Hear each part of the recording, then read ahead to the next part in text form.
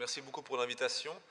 On va regarder ensemble un article paru en fin d'année dernière dans le BMJ qui s'est intéressé justement à évaluer le risque de diabète de type 2, donc chez une population en fonction de la consommation de chocolat, notamment chocolat noir versus chocolat au lait. Donc ils ont pris, on verra, 3 grandes cohortes nord-américaines qui sont des cohortes de différents États en fait, une équipe principalement de Boston en fait qui a fait l'analyse, et puis ils ont suivi et prospectivement en fait ces patients et évalué le risque de new onset diabetes. Donc rappelez un petit peu le rationnel physiopathologique derrière tout ça. Donc le chocolat noir notamment, un peu moins dans le lait et pas du tout dans le chocolat blanc, contient des polyphénols, notamment flavonoïdes, qui ont des propriétés antioxydantes. On sait beaucoup dans le domaine, on va dire, préclinique, que c'est protecteur au niveau endothélial, notamment, probablement sur l'athérosclérose. Donc on sait qu'il y a une propriété, disons, métabolique positive des différents constituants de chocolat, principalement noir.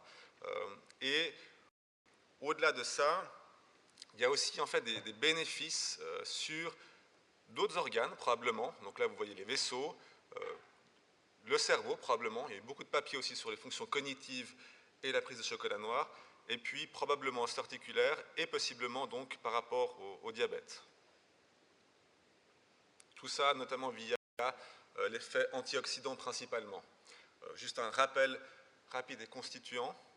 Donc le chocolat, au lait, pas blanc, donc il y a à peu près 1/3 de cacao, beaucoup de sucre. Et puis le chocolat noir, c'est environ la moitié, voire plus, même on va jusqu'à 100% de cacao. Et puis moins de glucides mécaniquement et pas de lait. Donc on voit déjà qu'il y a un petit peu une différence. Rappelez, avant d'aller sur le papier du BMJ, certaines études, il y a une vingtaine d'années, un peu interventionnelles, mais sur une courte durée, un papier d'une équipe italienne qui avait en fait pris la même cohorte et puis donné une fois, pendant quelques semaines, les patients avaient pris beaucoup de chocolat noir ou beaucoup de chocolat blanc. Et en fait, on voit, donc ici, c'est le groupe chocolat noir, avait une réduction des index de résistance à l'insuline, en fait, après l'intervention, alors que quand ils reprenaient le chocolat blanc en grande quantité, c'était plutôt stable. Donc on voit déjà un effet bénéfique.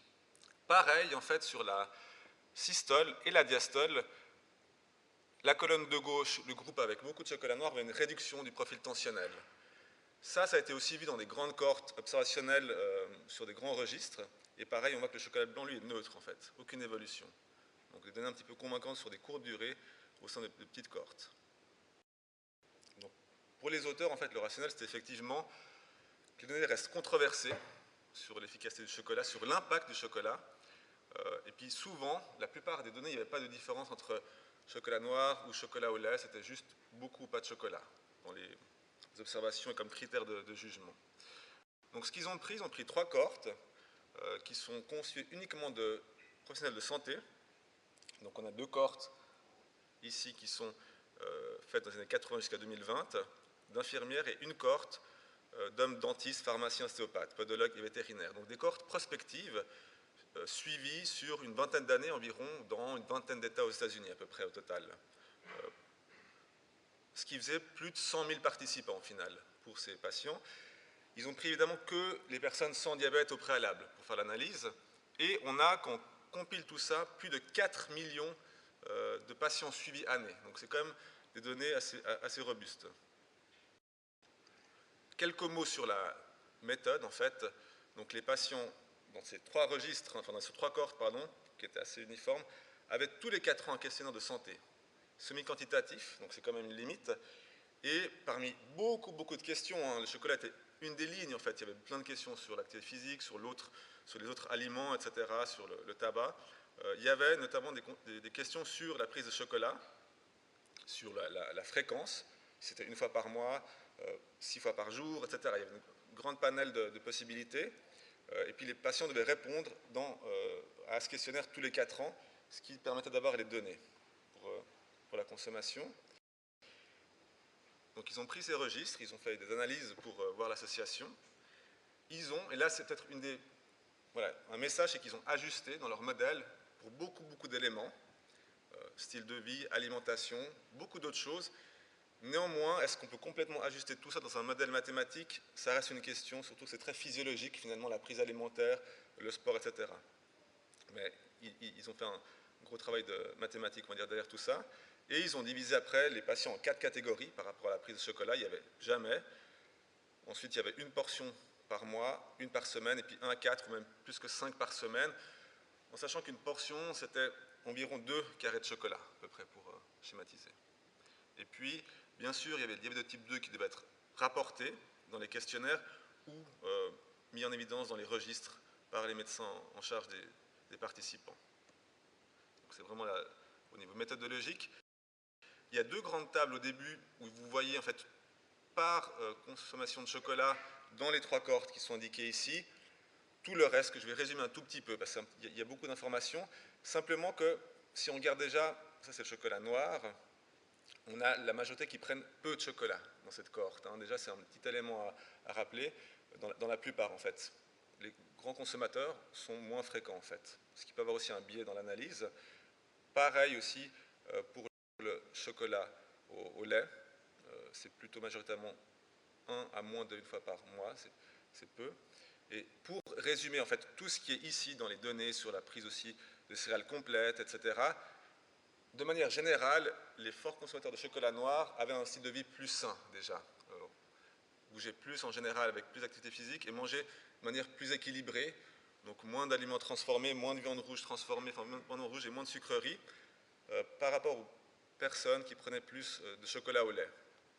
Donc ça fait quand même un bien important, même si les auteurs disent qu'ils ajustent pour tout, il faut juste rappeler de tout ça. Et puis ensuite, donc là maintenant, les résultats principaux de l'étude qui montrent donc, au total sur à peu près 30 ans de suivi, il y a à peu près presque 20 000 nouveaux cas de diabète de type 2 dans ces 3 cohortes. Et là, on regarde en fait des analyses par déjà prise de chocolat noir rapportée par semaine et on voit qu'on a une réduction jusqu'à 20% de diabète de type 2, donc c'est un message en sachant que c'est ajusté d'après le modèle pour tous les autres facteurs de risque liés au diabète classique.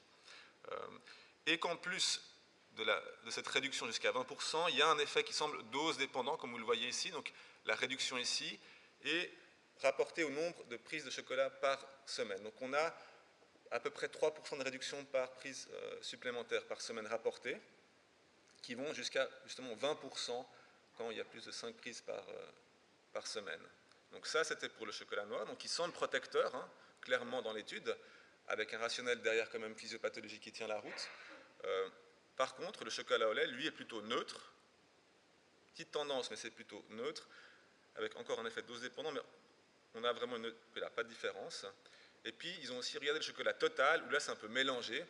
Il y a une tendance à la réduction aussi, quand on ne distingue pas chocolat au lait ou chocolat noir. Néanmoins, c'est beaucoup moins fort que la prise de chocolat au noir quand elle est isolée vraiment et qu'on a jusqu'à 20%.